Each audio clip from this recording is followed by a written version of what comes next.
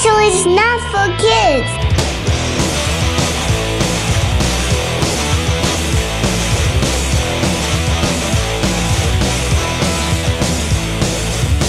Well, the universe was against us, but we did it, Tom.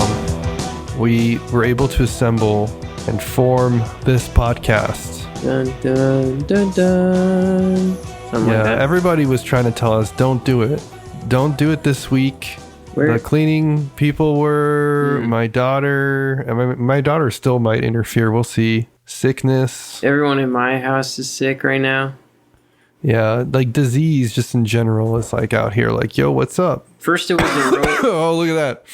Yeah. First it was a robot uprising. Now it's the common cold. I forgot about the robot uprising, to be honest. Yeah, well, you know, we solved it thanks to our episode. Well, we tenanted it. To the people who are like, oh, they lied, there was no robot uprising last week. It's because we reversed it, so you're welcome. Yeah. I got a Project Mom update. All right, I'm ready for this. I'm stoked. We played Ticket to Ride.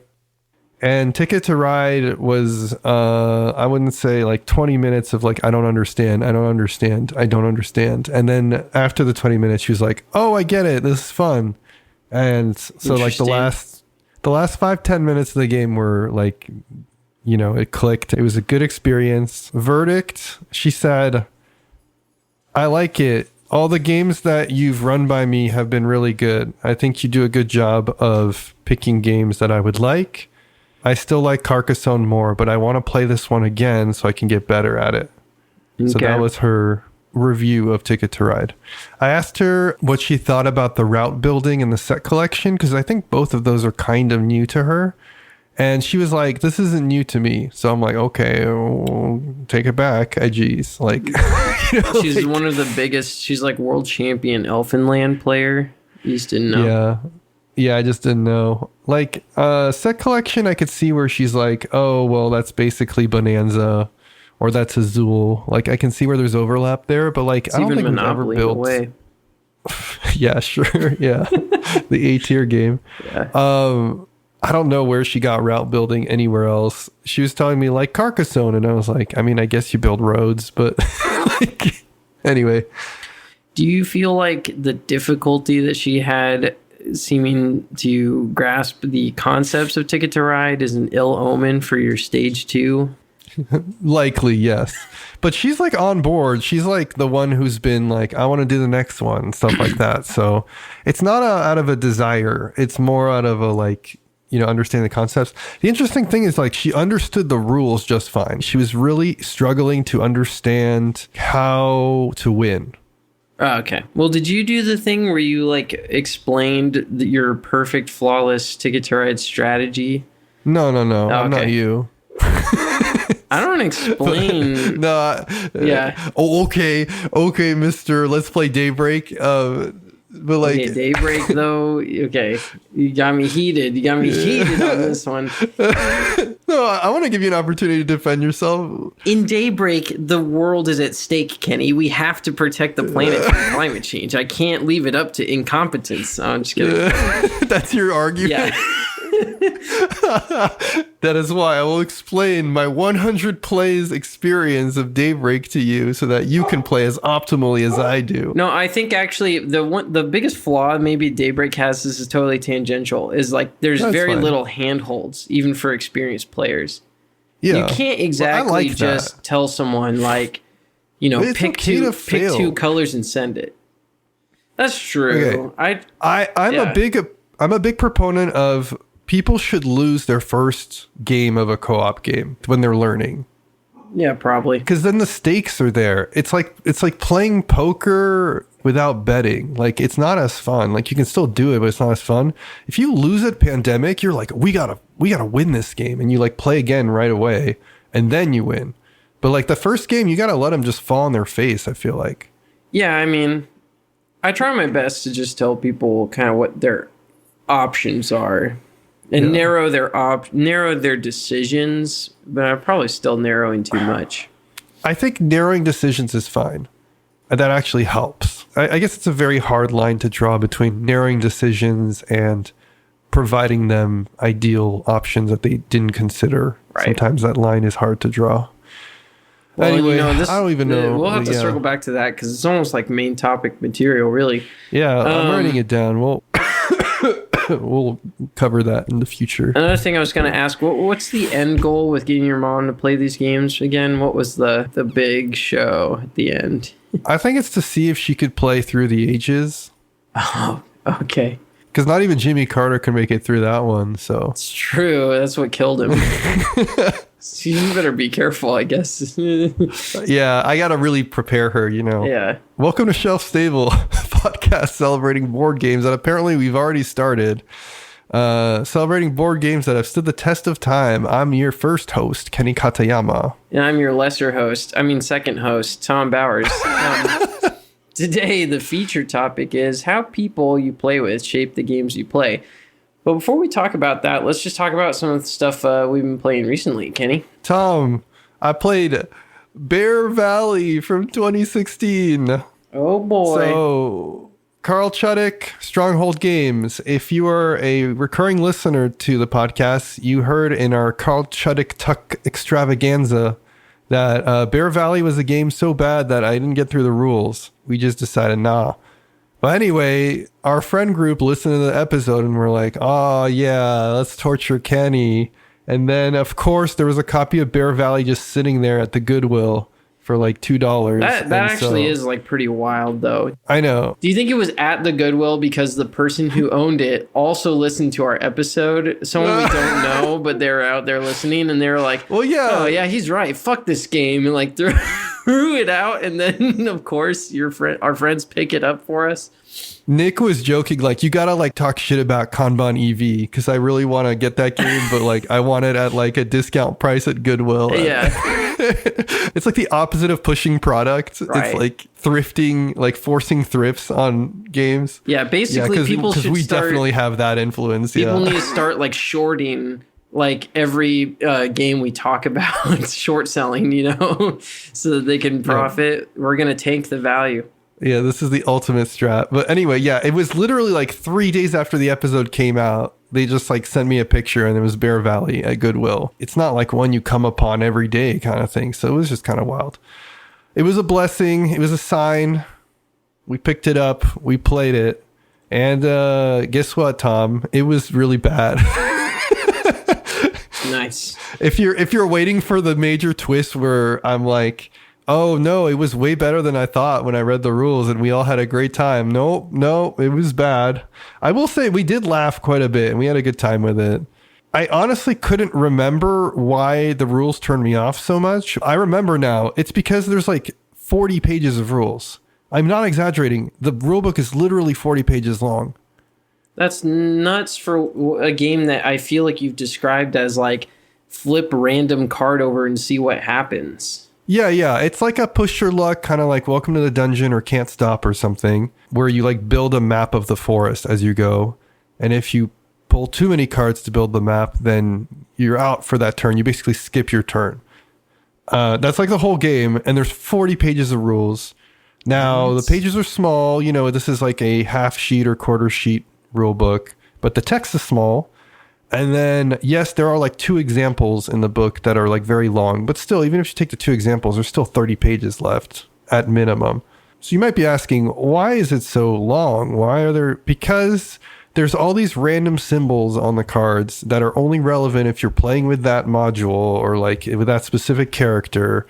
And they're so niche. Like half of them are like, if you go here and you happen to go to a forest in the same turn, and there's only like 3 forests in a deck of 60 cards. But anyway, if you go here, you happen to go to a forest in the same turn, you're not affected by the forest. And we're like, we don't care. This isn't going to happen. Mm. And if it does happen, we're going to forget about that rule anyway. How did this even come into existence? You have to wonder. We were joking. It was like, no, it actually continues to show the genius of Carl Chudyk, because the publishers just really were like pushing him to make a game. And he was like, you want a game? You want another game? Well, check this out. And he invented an anti-game. It's actually a statement against the system. It do kind of feel like that, though. It's almost intentionally bad. Yeah. Mm-hmm. Carl will likely not listen to this, but if he did, he'll be like, they don't understand true art.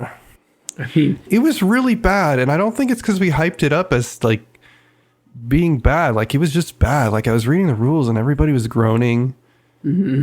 Yeah, and if you draw this, you skip your turn. There's a thing where if you push your luck too much, you just die. In real life. If you take a 7th action in a turn and you draw like a certain type of card, you lose the game. And then if you take an 8th action, you lose in real life. Like you die. It was like insane. Wow. There's also this like, just to further the like, this is intentionally bad. The rules say like whenever you draw a card with a bear, everybody has to go rawr. It's spelled like RAHR exclamation mark. And it's like indented. And there's just random points in the rule book where it's like you draw this and then you lose all your shit. Rawr. Like it says like the rawr at the end, and I'm just like, oh my God. Just a little sugar on top. We were applauding when it ended. Ouch. Without any sort of coordination, we all just kind of started applauding, which was kind of nuts. You're like, it's over. The evil witch is dead. Yeah. Yay. That's a good sign. I still had a great time. And a lot of that had to do with the mood and the pace with which we played it. So nice. That was Bear Valley from 2016. Okay, Kenny. Well, I'm going to talk about a game that I've always seen like on the shelf, but never really knew a single thing about it. And this is called Nitwit. It's designed by Matt Leacock and published by Z-Man Games. The box shows what always looked like to me was like ropes in like sort of like those dock anchors that you're tying ropes around. So I always just like assumed this somehow had something to do with like boats, which maybe is like why I wasn't interested. But it's actually yarn being tied around spools, I guess. Not really sure what exactly the theme is, but there's like these clotheslines that are attached to different colored ropes, and they spin around different spools. And the point of it is to create arbitrary Venn diagrams of random adjectives. So it'll be something like powerful crossed with purple. Or it'll be like... Do you have both cards? No, like on your turn, you get to like put your loop just down kind of wherever. And the rule is that it can only like go over one spool. But it's like each of the spools is what you end up sort of having to come up with a word for. This is extremely lightweight. Like this is such a party game. It's hardly even a game so much as like an invitation to get to argue with your friends over pedantics. So, like, and to that end, it does a good job. You know, I think overall it gets the brain churning. You're wondering, how can, I think we had one that was like, it needed to be purple, lives outside, or what was one of them? It was like purple, secret identity, strong, and stinky, I think. And it was just like the Hulk shorts, just like something like that. Yeah, it's an interesting game. There's some mechanism for scoring, but then, as you score each answer, basically the players just have to run an impromptu quorum about whether or not your answer satisfies the overlapping criteria. Right, yeah. And so that's where the actual fun of the game is just debating whether or not Excalibur, the sword, counts as wet because it came from a lake. So, yeah. Were there any guidelines as far as like how strict you have to be, or it's basically up to the interpretation of the people who play? I've played a similar game, and the clue giver was like very absolute about what they were saying. So for example, like there was a category that was like has holes. And then they were like, well, a TV has holes because it has all those little like breathing sections in the back of it for if there's like a fan or something, or like the ports are holes. And we were like, yeah, but like you wouldn't think of it as having holes. It's not like a donut. Right. Right. Did that show up where like people had like kind of different levels of strictness in terms of how they interpreted the sections of the Venn diagram? I mean, yes, because, obviously some of the words are just sort of vague concepts already, like historical. Does it need to have been relevant to history, or does it need to exist in the past, or, and stuff like that? I didn't read the rules firsthand, so I don't know, I guess, what the rule book itself recommends. We definitely went with more of a like collective agreement on vibes model. And it worked, but obviously none of us really cared or was even trying to track the points. Not a game that you want to play with someone who does care too much about points. I'll say that. Or maybe you do, because they'd probably be the most steadfast about arguing, which, like I said, is it's the driving fun factor of the game. So anyway, that's Nitwit from 2016. Sounds fun. I want to try that one. Under the sea, there are cities. Matching the colors gets you 2 actions, or maybe 3. Why go and terraform the Mars? We got a world under the sandbars. Life is much better with biomatter produced by me. Tom, I got to play Underwater Cities from 2018. Designer Vladimir Suchy, published by Delicious Games. Did you write all of that down ahead of time? Huh? Write what? The lyrics. What lyrics? Oh.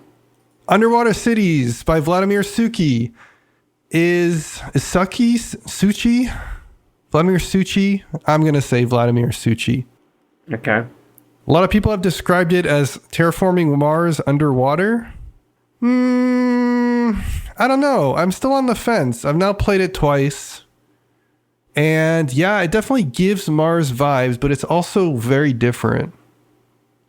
I would compare it more to like a Lacerda game, where you've got like a lot of interacting mechanisms and one leads to another, which leads to another. Or just any kind of like Euro, like a lot of the Italian Euros, where like I get this resource and that triggers this other ability that lets me get another resource. Like you just got a lot of chaining of things that result in an engine. But then at the same time, I can also see like thematically, it's like you're building the city of Rapture, basically, instead of setting up camp on another planet. They have like parallels there. You have this card system where you're playing out these cards. There's no tags in Underwater Cities, so there's that. But like in the place of tags, you have these things where every time something triggers in the future, because you played that card, it has like an enchantment effect, basically, that lets you get more bonuses.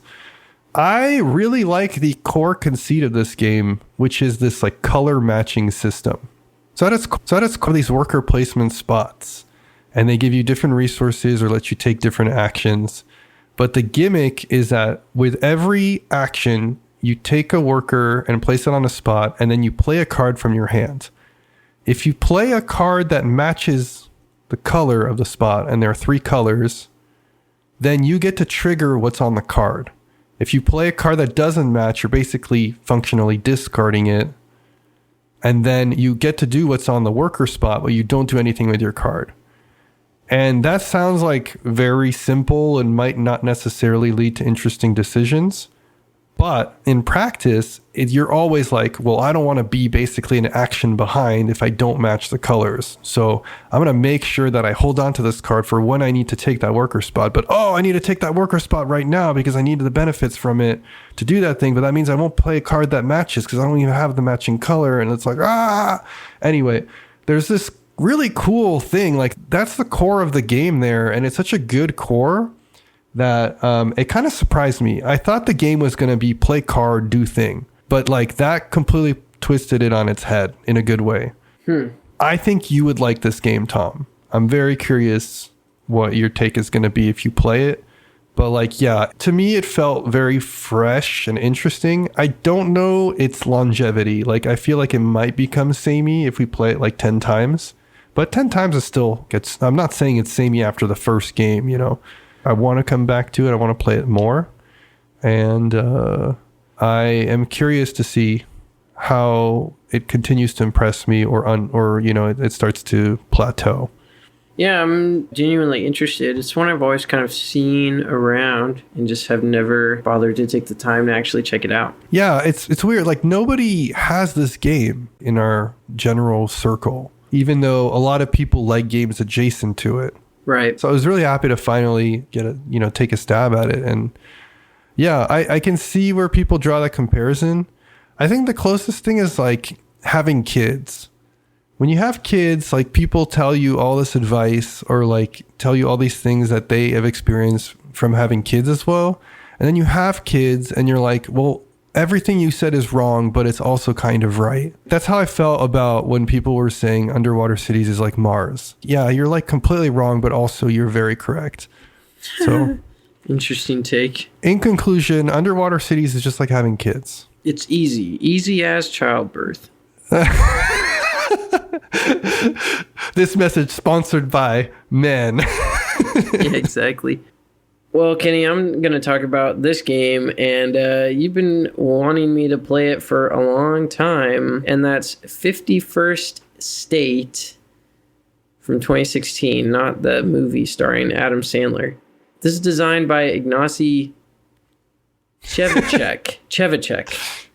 I looked it up. Apparently, it's already been a meme that no one knows how to pronounce his name. And he's self-aware because apparently Portal Games has a video where they had like a contest of people on Board Game Geek, like uploading videos of themselves or their kids, like trying to pronounce his name. And he's just like reacting to them like, nope, Yeah. So I'm pretty sure I'm remembering the correct pronunciation that they show at the end. Trzewiczek. This is published by Portal Games. It was good.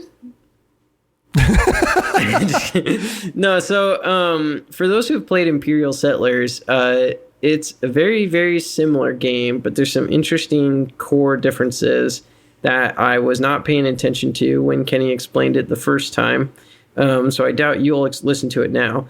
But basically, instead of like just getting resources and turning resources into other resources and or cards or points, like you do in Imperial Settlers, there's kind of this intermediary phase where you go from converting like water, for example, into water like arrows, these blue arrows that I guess represent sort of force or movement, or capacity. They represent influence. Influence. Yeah. Okay. So you have these like three different colors of influence that each of these different resources convert into, and then the influence is what you actually spend on building the cards or upgrading the cards or destroying other people's cards or what have you, which is an interesting design because just like in Imperial Settlers, you only get like one action every turn. It makes the game generally feel pretty breezy. You're never waiting that long for another turn unless you're playing with me, in which case you can sometimes wait up to 2 minutes while I try and deliberate. I feel like you were pretty on pace. Like, you didn't take much time at all. So I know I had a couple of moments though where I slowed the whole game down because I was just, you hit those fork in the roads with this, and you're like, okay, wait, if I do this one, then I'm committed to like sort of this series of 12 actions.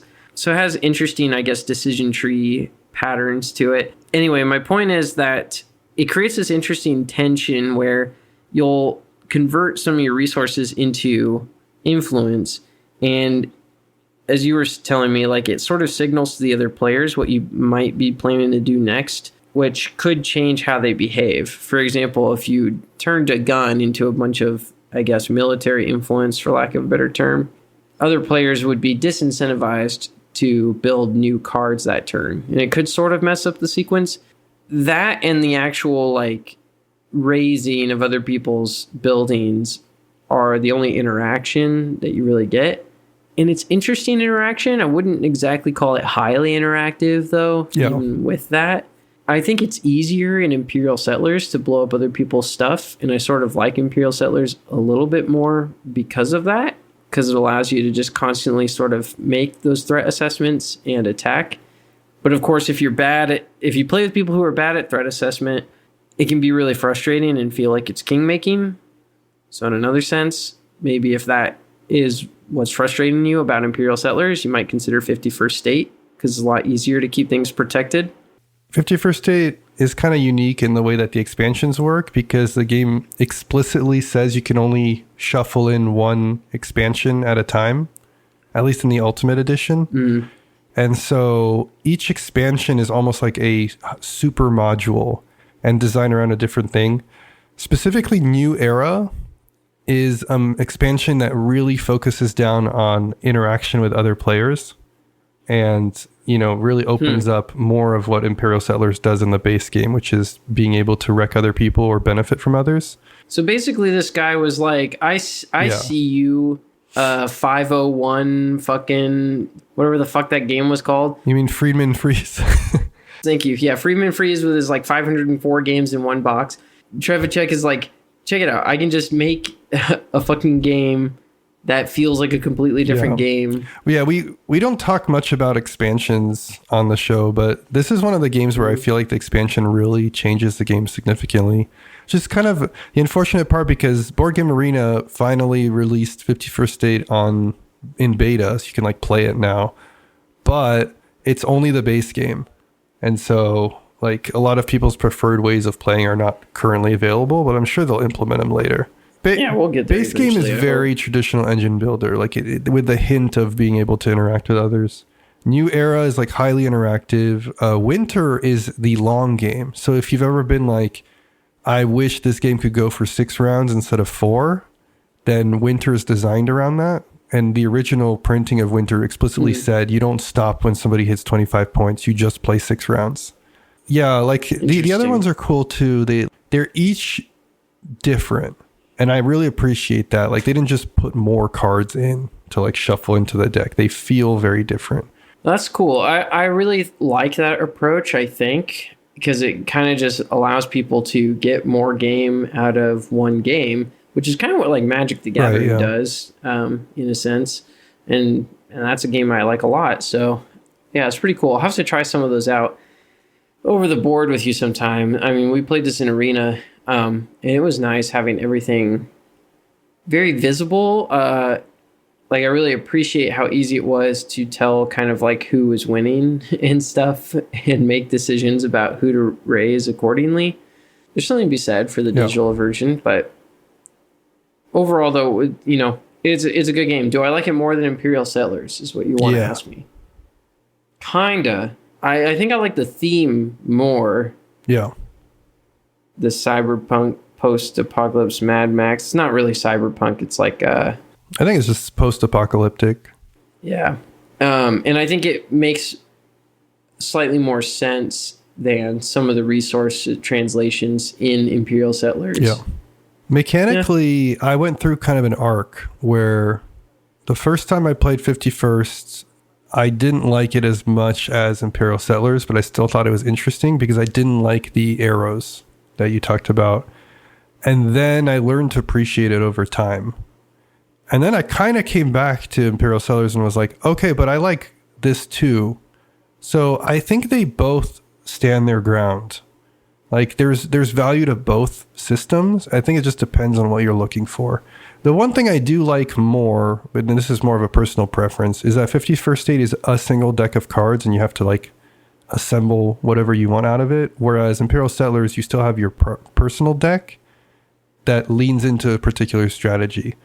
But I think that's a preference thing. I happen to be more into like cobbling things together and drafting versus having asymmetrical factions. I know that people lean on the other side too. So it's very different for being so functionally similar in other ways.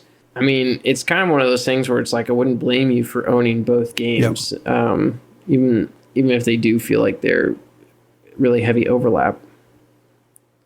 So yeah, that's 51st State from 2016. 100 games to play before you die. This week, we're talking about game number 23 on Kenny's list of the 100 games that you should play before you turn 100 or kick the bucket. And this is probably the most relevant game to be talking about because you got to take care of that cardio, dog, you know? We're talking about Hearts, the classic trick-taking game goes all the way back, apparently, allegedly, to 1850. Did it have a designer? There's no credited designer or publisher. Originated with reverses, which became popular in 1750 in Spain. Itself emerged in the U.S. in the 1880s. In 1887, the Standard Oil reported that it had been played there for the last 5 years.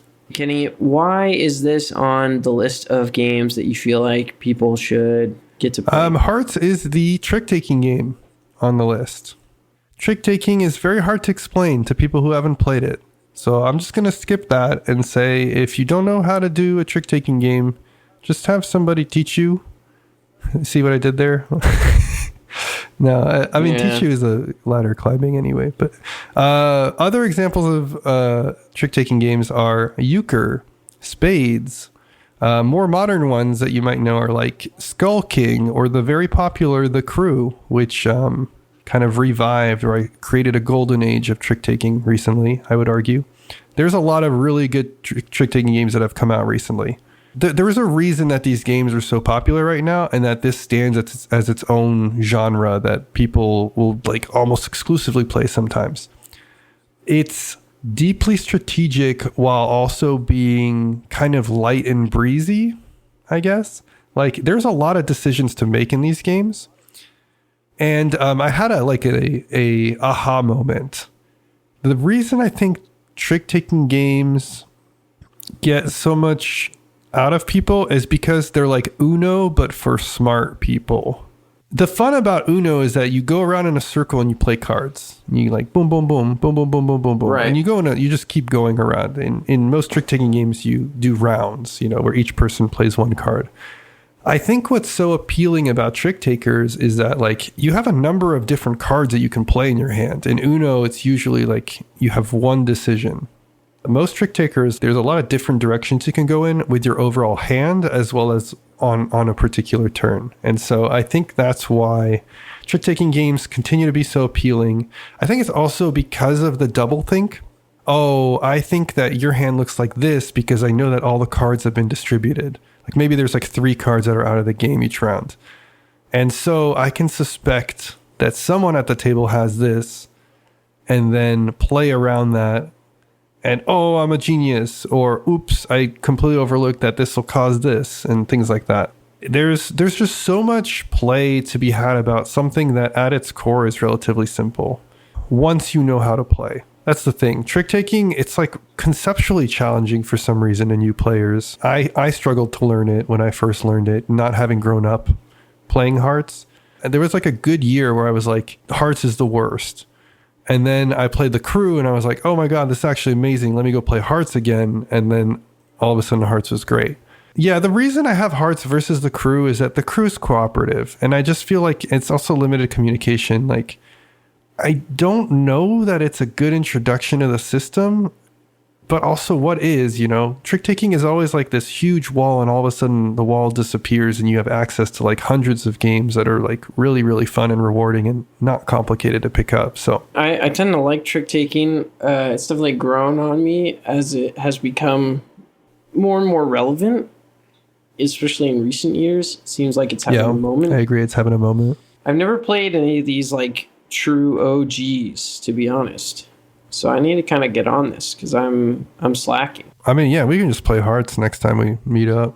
Yeah, I think I agree with you, though, where it's like it's Uno for smart people. Because, like, when you win at Hearts, you feel smart. When you lose at Hearts, you feel unlucky. So it does that thing that is generally what you want.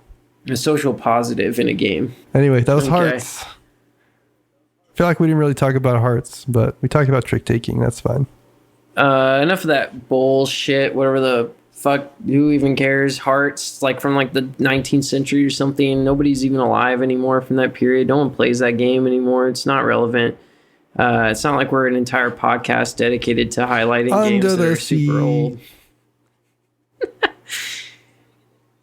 It's time to get into real meat and potatoes of this podcast, the part of the episode that people come around, they stick around for, the thing they want to listen to most. And that's the fucking main topic, the main idea, the big idea. And this week's big idea, brought to you by Jacob Kinney of Phoenix Fire Games, is how the people you play with shape the games that you play? Do they make them worse?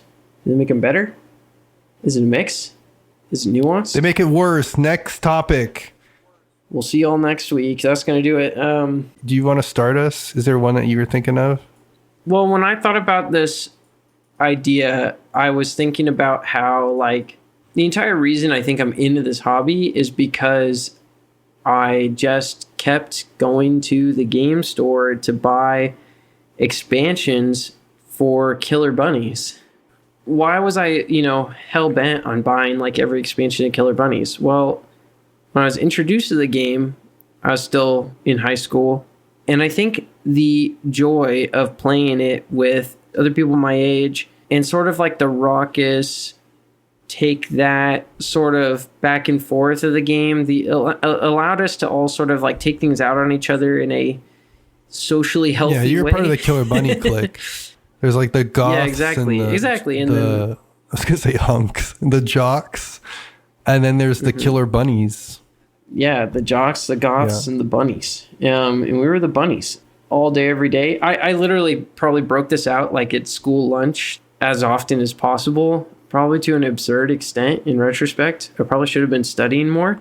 And it's really funny because like we never be able to finish a game because this game takes like 8 years to actually get through.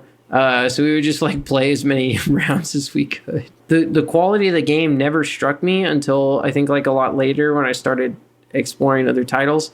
But that was definitely because it wasn't about even the game in this case. It was about like getting to have that experience with other people and just sort of being able to laugh at the absurdity of like the Ebola virus, wiping everyone out. Which yikes is like, now that I'm saying that out loud, I'm like, actually, that's like super not funny in real life. But it's a family friendly game. Yeah, exactly. I don't know how well this thing has aged. Probably not ideal, but It's funny you mentioned the schoolyard because that was one I had too. I remember distinctively wanting to get into Magic because the big kids were playing it.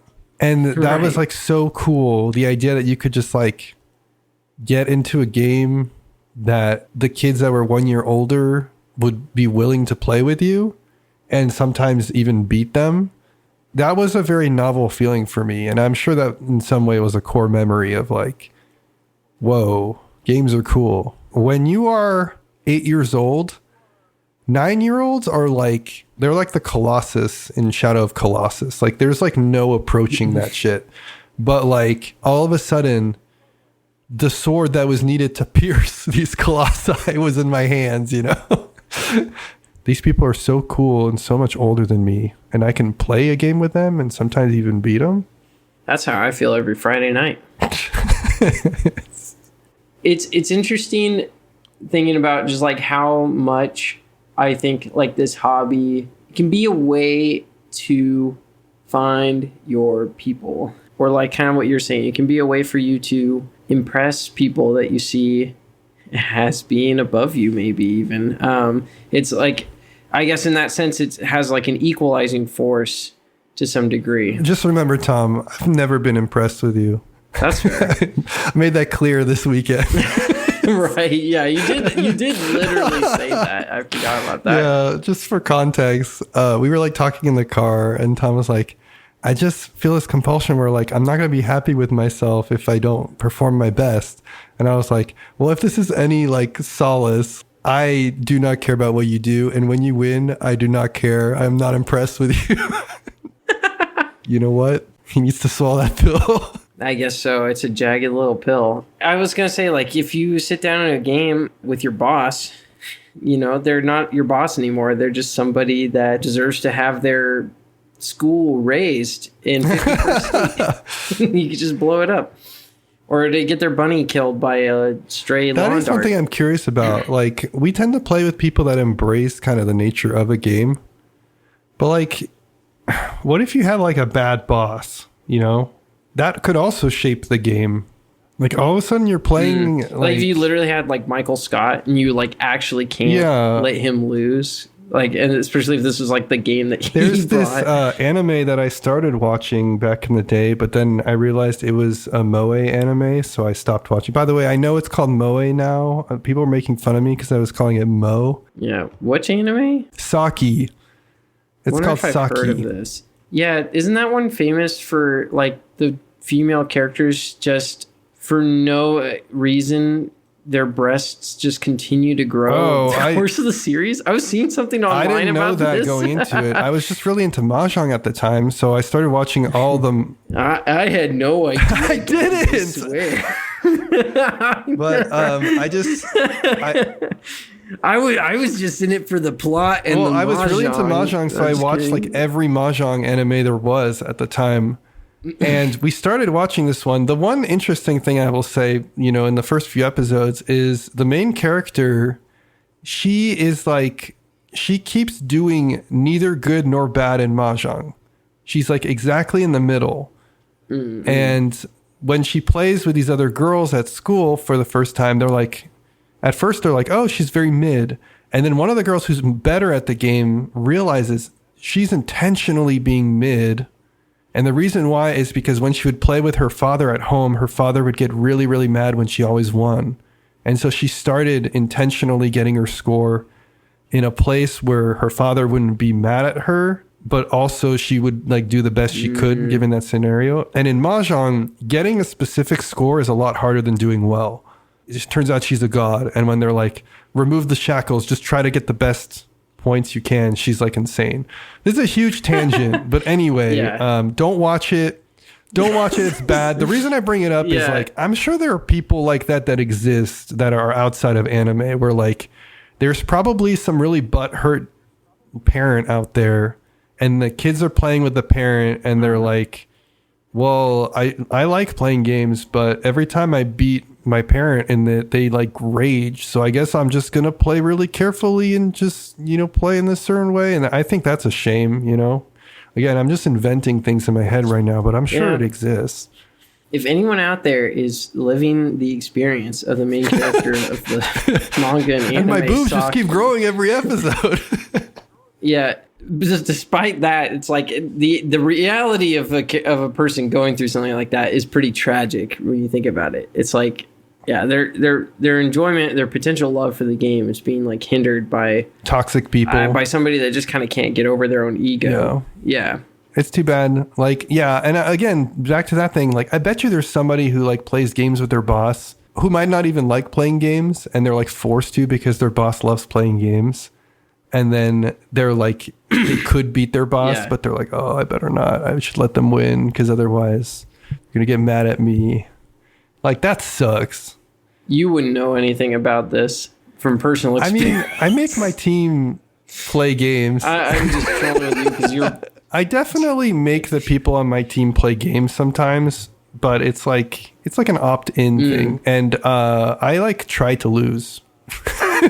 Or at least I try to explore the space so that people can see like, oh, he doesn't get mad. I guess what we're trying to get at is like one way in which people shape games really obviously is in being able to control their tempers. Yes. No, that's a good point. Getting upset, getting angry at games is really just an overall like lose-lose. It makes sense to have big feelings about games, but losing control over those feelings, I think, is where it makes people feel like they can't trust your presence. Yeah, people know this about Tom and I. Like, we're pretty open to play with anyone, and we are, I would say, very encouraging to invite folks to our game nights. One of the only things that will get you... And humble. Yeah. Like, we're just really good people. One of the only things that will get you either not invited or not invited again is if you are being toxic at the table and in very specific ways. You're creating hostility when you're playing, or you get like extremely butthurt either during or after the game because things didn't go your way. Like, that is an easy way to never hear from us again. Oh, I will say, I think this is something that when you read books about parenting, it actually comes up. So here's like parenting advice for people that don't have kids in a way. Yeah, and it translates to underwater cities as well. Yeah, you can't always be I'm not a perfect person or whatever that song. You can't always be in the perfect headspace to manage and control how you feel and how you respond to your feelings. But you can restore those relationships after the fact. You just take a breather and you go, hold up. Like, this happened with me, I feel like, with Food Chain Magnate. I really was tilted when we decided to play Food Chain until 3 a.m. a few weeks ago. And I feel like I owed people that played with me a bit of an apology, because I did feel like I crossed a little bit of a line and was just making it like awkward for people at a certain point. And I think if you can at least do that for yourself, for your group, it's going to hold things together. You don't have to like flawlessly, never be tired and hungry and playing Food Chain Magnate and still somehow, respectfully, Kenny, I think this might actually not be my cup of tea. If we're talking about people shaping games, I very much enjoy playing games with people I'm closer to than people I have just met at the game store. I enjoy both, just to be clear, but there's something about the dynamic and the banter when you play with people that you're familiar with, and you can allow yourself to have those emotions too. Obviously you don't want to be abusive of it, but it's okay to be angry about something because you know that you're in a safe space. And then on top of that, you can come to your senses afterwards and talk about it, be civil. There's something to being able to have that level of expression and freedom when you're playing games with people. Yeah, it's funny you bring that up, because I don't feel like I looped back to the parenting idea. This comes up in parenting for the exact reason you're describing. Kids feel they're safest around you as their parents, or they should, ideally. And allowing them to be mad and upset and all those feelings is just you're the person that's going to see all that. They're not going to do that in front of other people. And, in a way, your friends can become that same emotional support structure. Doesn't mean you should take full advantage of it, but make sure you're at that level with people. And if you're not at that level and you do make a mistake by lashing out over something in a game, restore it. It ought to be fixable. There's obviously some things that you can't fix, but let's segue to playing with new people and playing in a non-friendly environment, though. Because that does shape the game. Hostile No, environment. it's not hostile. That's a thing. Just bear with me for a second. Imagine actually you're playing a game and everyone at the table actively just hates you for some unrelated reason. Yeah. You said Monopoly Deal was A tier or something. Yeah, exactly. And now they all have to take revenge on you. I don't think you should feel obligated to play at a hostile table. And I think you can even leave the game if you feel like you're uncomfortable. It's not worth you pleasing the individuals at the table if they're not making you feel welcome.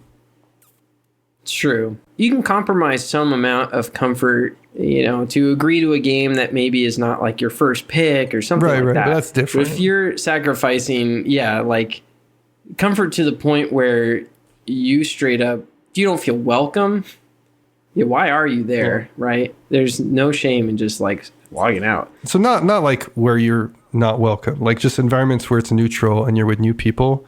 I want to give shout out to all the people in my life and all the people just in general who do this, who are welcoming to people who are new to an environment.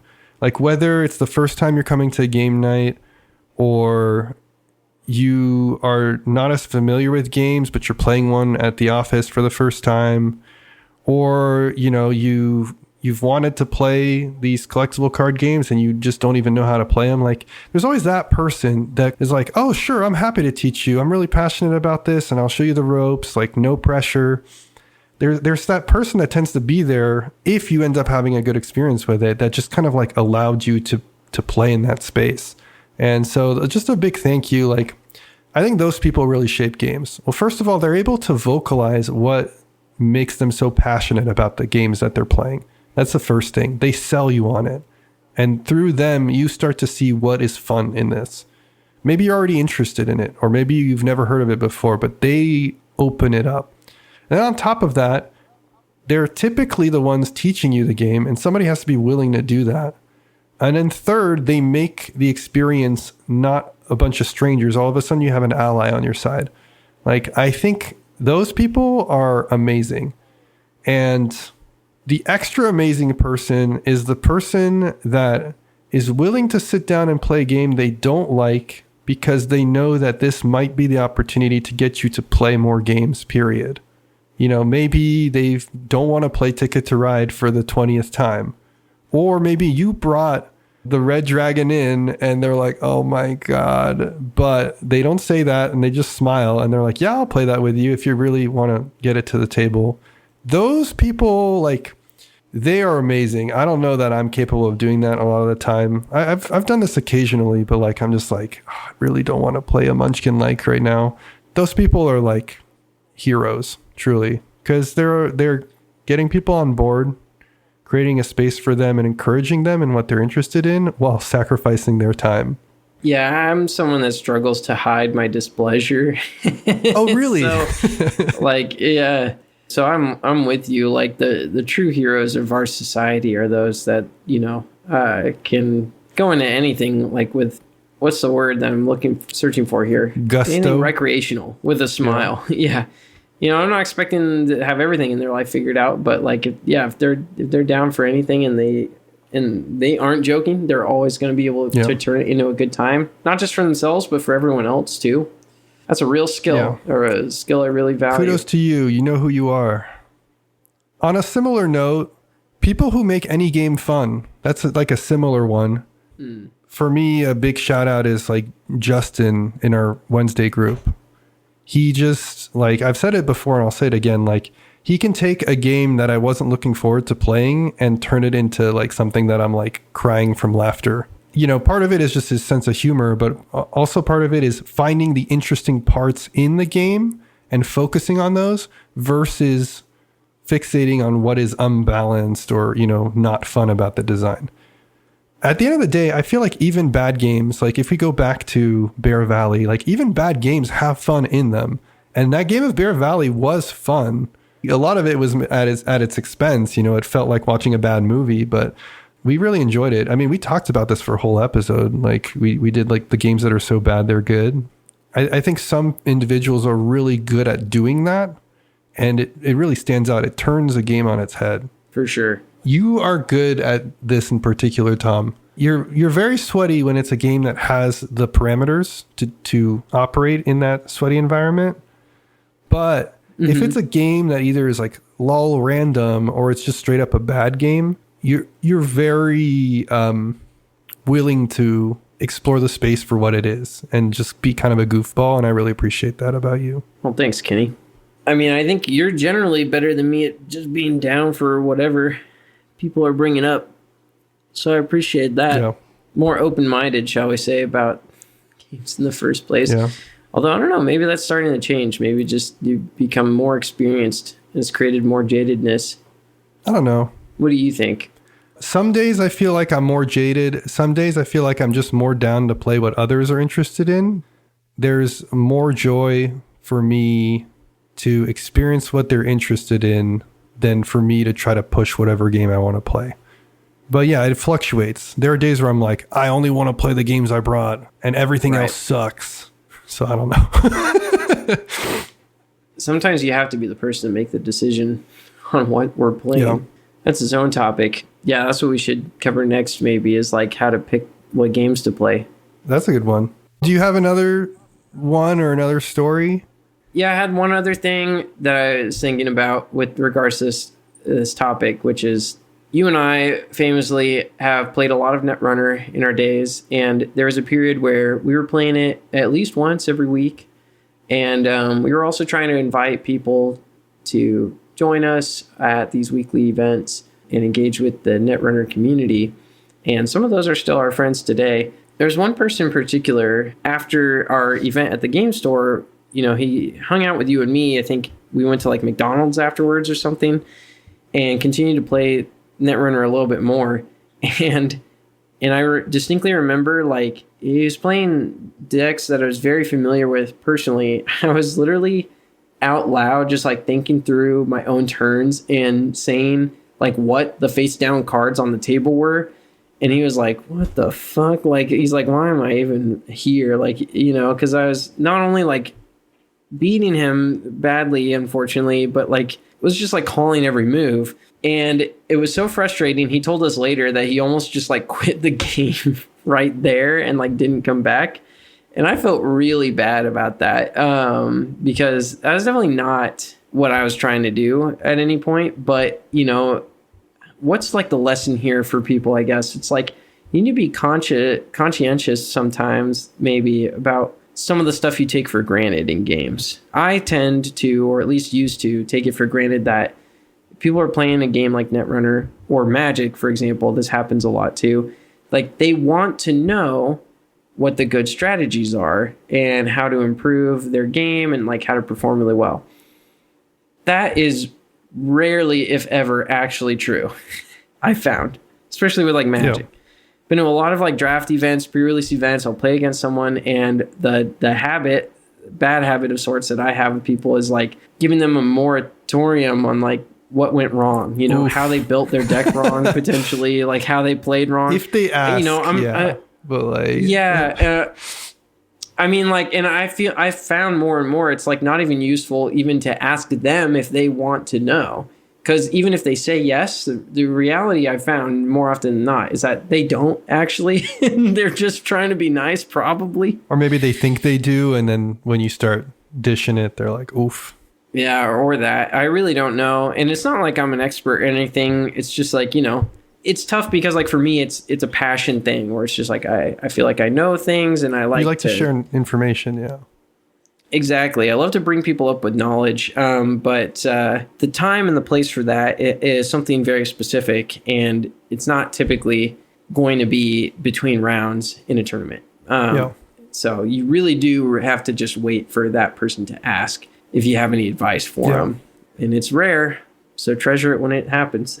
And then in general, I guess a smart move if you want to make more friends in life playing this game is don't literally say things like, your next move is going to be this. You know? That is another kind of person, though. There is the person that plays games in their very specific way, and there is like the water person. The water person is somebody that maybe isn't going to stand out in a group. Like they're not like the person that makes everybody laugh and turns the boring or bad game into a good one. But they're the person that will be down for whatever and will adjust themselves to the group that they're playing with. And that is another kind of person that I really appreciate. You don't have to tell them like, hey, we're not trying to be too competitive right now. Or like, hey, can you tone it down or something like that? Like you're making people uncomfortable. Like they will like pick up on the vibes. They will quote unquote read the room and perfectly fit in with whatever people are running into. And they're also like not going to be disappointed. Like they're happy to do whatever. Those folks get severely undervalued or overlooked as well. And I think they deserve a big kudos as well. I can think out the top of my head, like 3 or 4 people that like, I'm always happy to play a game with them because I know A, there's going to be no drama, and B, they're going to be down. And like, it's really nice to have people like that who are just like reliable and fun to play with. Yeah, for sure. I've had that experience too, where I think it was like Jaipur specifically. I'll never forget that I was like playing against this guy, and I think like just I was winning almost every single game against him, but he just kept wanting to play. I admire it. Yep. You know, I feel like I'd eventually be over it. Like after the 3rd loss in a row, I'd be like, okay, I need to do something else, or I'm going to feel really bad about myself. So what did we learn, Kenny? I think we learned that there's a lot of different people, and they all change how you play the games. At the end of the day, playing games is all about the people you play it with. It's all about coming together and having that community. And, you know, what really is like the point of any of this if you're not able to forge, reforge, and shape your relationships? It's about friendship. It's about family. It's about family. And that's what makes it so powerful. Oh, I think that's going to do it for this week. We've yapped enough for today. That's going to do it for this podcast episode. Thank you so much. That's going to do it. I think that'll do it. Thank you so much to everybody for listening. We really do appreciate you. You wouldn't believe. Thank you especially to Michael, Tyler, Devon, and Josh of the Boise RainBeaus. And thanks to Bonehouse for letting us use your song Raw as our opening theme. We're going to be at SaltCon, and it's coming up really soon. It's from February 27th to March 2nd. Those are the dates of the convention. We will be there the entire time. Hit us up, email us if you want to play some games with us. We will make sure to put it in our extremely busy schedule that we don't have yet. You joke, but we do have quite a few things we got to do when we're there. There's a lot of games too that I'd like to try and get to, but we'll see what happens. I really need to build an itinerary at some point. But if you just want to come just to see us, we'd love to have you there. That live show is going to be on March 1st, Saturday at 11 a.m. Mountain Standard Time, and that's Layton, Utah, Salt Lake City, SaltCon. Yeah, we're also going to be at Tree Fort. It has been announced now. We are performing our podcast live at Tree Fort on March 28th at 3 p.m. at the Boise Contemporary Theater. That is open to all. It is free. You don't have to have a Tree Fort wristband to get in. You can just walk in. So again, that's March 28th. At 3 p.m. Yep. If you're loving the cast, share it with a friend or on Reddit or on BGG. It's the best thing you can do to help us grow. If you'd like to reach out to us directly, send us an email at shelfstablecast@gmail.com. All of our info is available in the show notes. Tom, what do you want to talk about next week? Next week, Kenny, I think we should talk about how to pick what you're even going to play. It's a tough decision. You have to make it every week. How do you get what you want to get to the table? What are the strats? We need to know. I like it. How to pick what you're going to play. Bye. Amen.